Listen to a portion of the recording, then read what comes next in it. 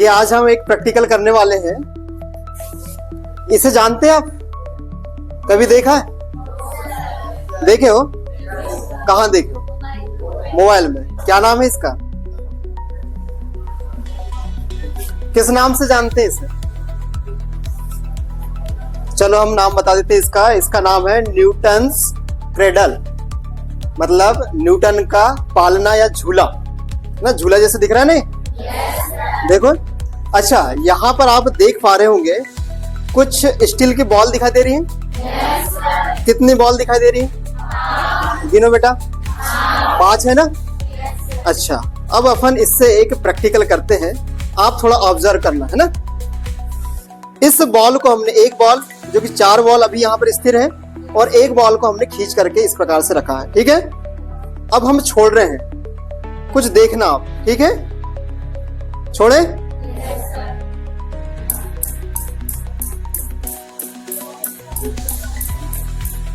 कुछ ऑब्जर्व किया? क्या? कि हमने एक बॉल को इस प्रकार से छोड़ा और ये टकराए कितनी बॉल से? 4 बॉल स्थिर थी ना, उनसे टकराए। तो जाना कितने थे? 4 जाना था, लेकिन कितनी गई? और वो भी कौन सी? सबसे लास्ट वाली। ठीक है ना? और एक बार देखें। देख लिए? चलो, अब हमने कितनी बॉल को पकड़ा है? 2 बॉल को खींचा, छोड़े इसे। कितनी बॉल जा रही? 2 जा रही। और देखें क्या? अब कितनी बॉल को पकड़ा हमने? उधर कितनी है? अब कितनी जाएंगे? बची 2, तो 2 जाना चाहिए। लेकिन थोड़ा देखना गौर से, क्या हो रहा है? 3 जा रही ना। अच्छा, अब और देखें क्या? अब कितनी पकड़ ली हमने? अब बची कितनी है? जाना कितनी चाहिए? 1 ही जाएगी, क्योंकि 4 का झटका पड़ेगा उसको, और वो जाना चाहिए ना। अब देखें जरा, कितनी जा रही? 4 जा रही। 4 इधर जाती है, फिर उसके बाद में इधर से 4 जाती है। जानते हो ऐसा क्यों हो रहा होगा? अरे थोड़ा सोचो जरा, ऐसा क्यों हो रहा होगा कि हमने जब एक बॉल को इस प्रकार से खींचा, छोड़ा, तो एक बार उधर से जाती है, फिर वो झटका देती है, धक्का देती है, और इधर से एक बॉल जाती है, फिर ये धक्का देती है, उधर से एक बॉल जाती है। जबकि कितने को धक्का पड़ रहा है? 4 जाना तो चाहिए 4, लेकिन 1 ही जा रही है ना। इसके पीछे का कारण जो जरा सोचो कि क्या होगा। सोच पा रहे हो? चलो हम बताते हैं। ये क्या है बेटा? एक स्टील की बॉल है। इसका अपने आप में एक द्रव्यमान है, मास है इसका। और जब इसे हम छोड़ देते हैं तो इसमें क्या आ जाता है? एक वेग के साथ में चलने लगता है। और आपको मालूम है कि मास और वेग है ना, मतलब द्रव्यमान और वेग दोनों का गुणा होकर के या इस वस्तु में जब आ गया है, इस पिंड में आ गया है, तो क्या कहते हैं उसे हम? संवेग। तो एक संवेग के साथ में जा रही है, जा रही ना ये बॉल। जब ये एक संवेग के साथ में बॉल जाएगी और इस बॉल को जब धक्का देती है, इन 4 में से इस बॉल को किससे टकराएगी? ये 4 में से ये वाली पहली बॉल पर टकराएगी ना। तो जब इस एक संवेग के साथ में बॉल जाती है, तो ये अपना संवेग टकराने के पश्चात अपने संवेग को ट्रांसफर कर देती है इस बॉल पर। अब इस बॉल पे ट्रांसफर हुआ, इसके आगे में कौन है? ये बढ़ना चाहेगी, लेकिन इसके आगे में कौन है? ये वाली बॉल है ना। तो इसको ये संवेग ट्रांसफर कर देती है। अब इसके सामने में कौन है? ये जाना चाहती है, लेकिन इसके सामने में कौन सी बॉल है? ये वाली चौथी बॉल है ना। तो वो संवेग ट्रांसफर इस चौथी बॉल कर देगी। अब ये चौथी बॉल आगे बढ़ना चाह रही थी उसी संवेग के साथ में, लेकिन फिर कहां पर है? यहां पर है 5वीं बॉल। तो क्या होगा? ये उसे 5वीं बॉल को ट्रांसफर कर देगी। अब 5वीं बॉल के आगे में कोई बॉल है क्या? तो वो जो संवेग जो ट्रांसफर हुआ था लास्ट, कौन सा? 5वीं वाले में। तो जितने संवेग के साथ में ट्रांसफर होते हुए जा रहा था, उस संवेग के साथ में ये अब ये बॉल आगे बढ़ जाएगी। देखो ये है ना।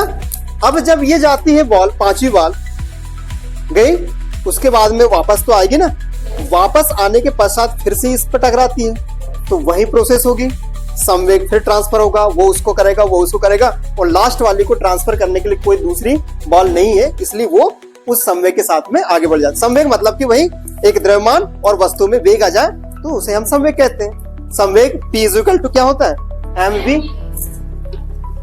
मतलब द्रव्यमान और वेग का गुणनफल, है ना। तो और एक चीज आपने नोटिस किया होगा कि भाई ऐसा क्या है इसमें, ऐसा क्या हो रहा है कि बस इस एक बॉल को छोड़ने पर एक ही बॉल जा रही है, दो बॉल को छोड़ा हमने तो दो बॉल ही जा रही है, तीन बॉल को छोड़ा तो तीन बॉल ही जा रही है, चार बॉल को छोड़ा तो चार बॉल ही जा रही है।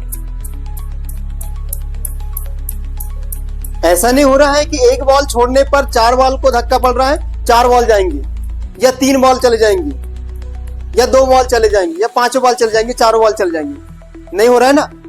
जितनी बॉल को हम छोड़ते हैं और उसमें संवेग प्रदान करते हैं, वो अगली जो इधर की बॉल है उतनी ही जाती है। एक बॉल को हमने यदि इस प्रकार से छोड़ा, संवेग दिया उसे, तो वो टकराने के पश्चात एक बॉल को ही इधर में विस्थापित करेगी। तो इससे कुछ आइडिया लगा रहे हो आप। एक राशि का तो पता चल गया कि ट्रांसफर क्या हो रहा है, तो संवेग तो ट्रांसफर हो रहा है, लेकिन कैसे ट्रांसफर हो रहा है, जितना आपने संवेग यहां से दिया था उतना ही संवेग ट्रांसफर हो रहा है। क्यों? क्योंकि ये जो बॉल है समान द्रव्यमान और समान आकार की है ना, और हम जितनी बॉल को यहां से इस प्रकार से छोड़ेंगे, वो अगली उस दूसरी ओर उतनी ही बॉल को संवेग प्रदान होगा। मतलब संवेग क्या होता है, यहां पर संरक्षित होता है। संवेग कैसा रहता है, ऐसे में संरक्षित होता है। और यहीं पर सिद्धांत एक निकल के आता है जिसे हम आज पढ़ने वाले हैं, संवेग संरक्षण का सिद्धांत या नियम। तो हम आज क्या पढ़ेंगे, संवेग संरक्षण का नियम। अच्छा, और एक चीज यहां पर देखेंगे आप कि हमने इस वस्तु को खींचा, ठीक है, तो हमने अभी बाहुबल लगाया, जब छोड़ने के पश्चात जब टकराती है, तो टकराने के दौरान याद रखना इस स्थिति में कोई भी बाहुबल कार्य नहीं कर रहा होता है। क्या हमने बाहुबल लगाया? नहीं। क्या अलग से कोई बाहुबल लगा? नहीं। थोड़ा सा आप याद रखना, ये जो वायु वाला जो घर्षण वाला जो है, उस बल को नगण्य मान लें। उसके अतिरिक्त कोई भी बाहुबल जब टकराने के दौरान कोई भी अनावश्यक या कोई दूसरा बाहुबल इस पर कोई भी कार्य नहीं करता। मतलब बाहुबल की अनुपस्थिति में ये इस प्रकार की प्रोसेस हो रही है। तो इससे हम परिभाषा कैसे बनाएंगे संवेग संरक्षण की? तो संवेग संरक्षण क्या कहलाएगा, क्या कहलाएगा, बनाओ जरा। हाँ, किसी वस्तु का,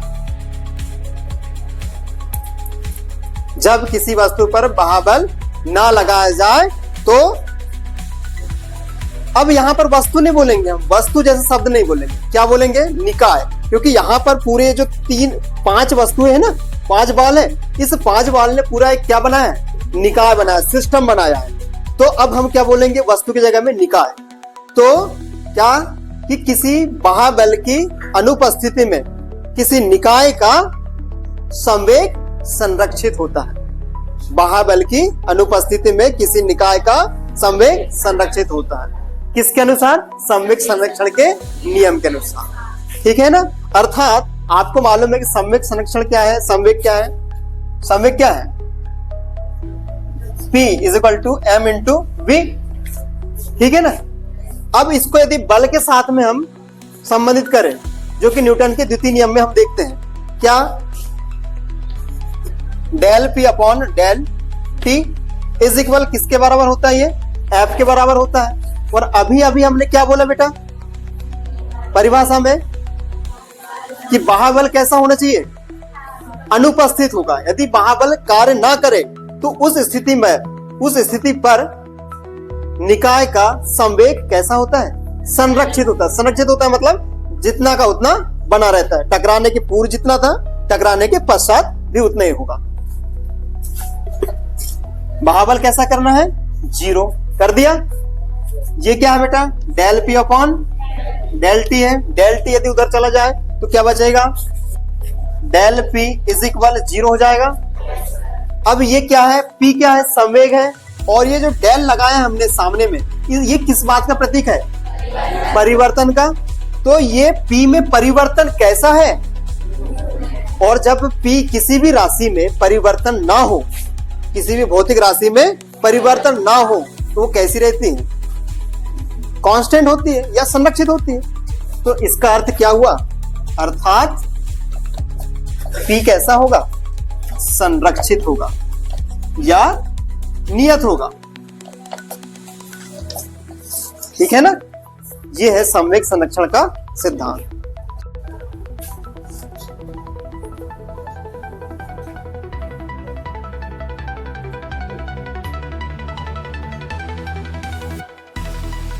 ठीक।